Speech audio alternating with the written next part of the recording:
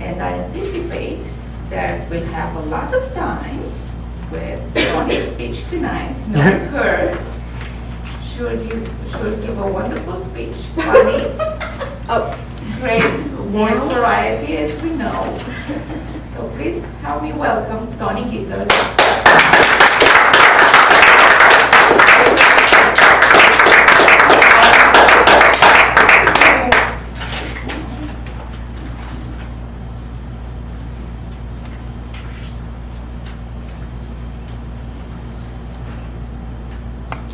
When I get older, losing my hair, many, many, many years from now, will you still be sending me a Valentine, birthday greetings, bottle of wine? In other words, will you still need me?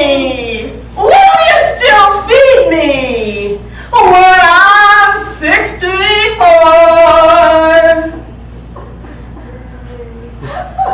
Madam Toastmaster. Hello, Toastmasters and guests.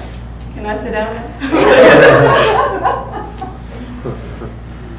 In case some of you haven't seen the original Sgt. Pepper's Lonely Hearts Club Band albums, When I'm 64 was written by Paul McCartney and John Lennon in 1967. Oh, wait a minute. You have to help me with something here. How old am I really? You have some paper? You have a pencil? It's 2014, right?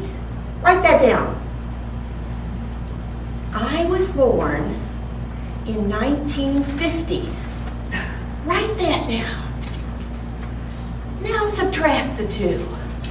I'm 44, right? Help me out here, John. What'd you get? Unfortunately, I got 64, Tony. I'm 64?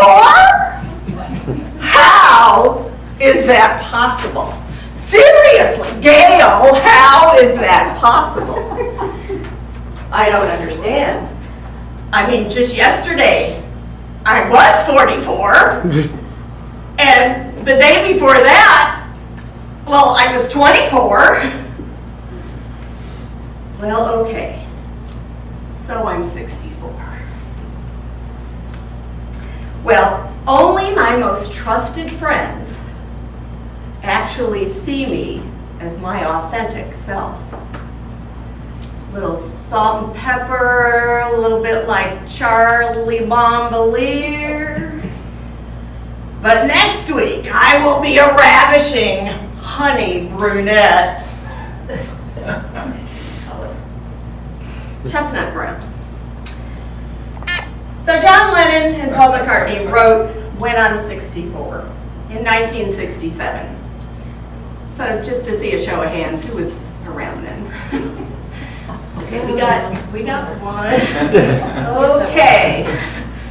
Well, how many know the song? How many know the Beatles? All right.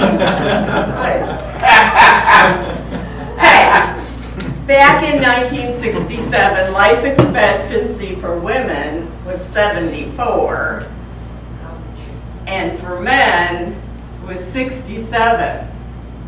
In other words, 64 was absolutely ancient.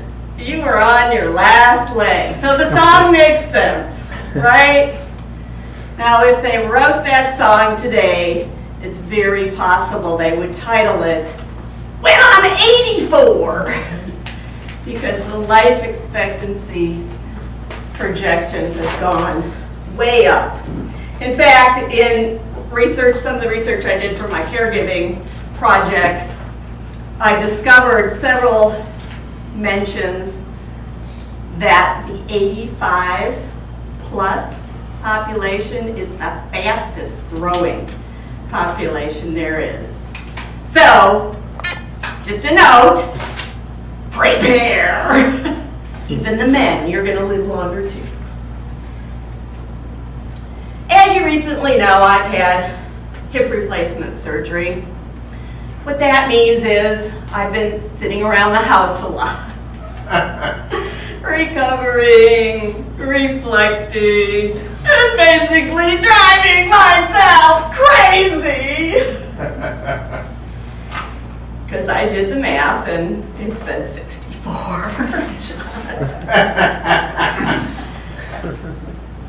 In addition, last year I officially retired and started drawing Social Security. Yay! There's still Social Security! All right! Well, I thought it would be a good time to start cleaning out my life. In other words, my life that was stored in all the file drawers, in all the boxes, in all the cabinets, under the bed, in the closet, all that stuff. You know, it was fun, because at 64, you forget a lot of what you've done. You really do, you don't remember.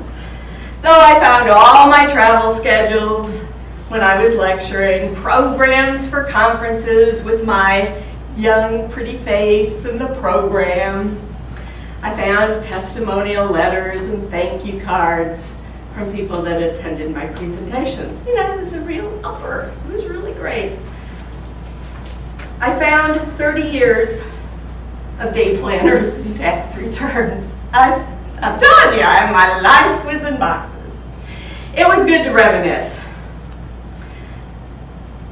But I did get a chance to review my accomplishments and try to ignore the failures. There was some evidence of those. Also to plan the next 30 years. You see, women in my family live into their 90s. A little scary, but if you got control of it, could be a lot of fun.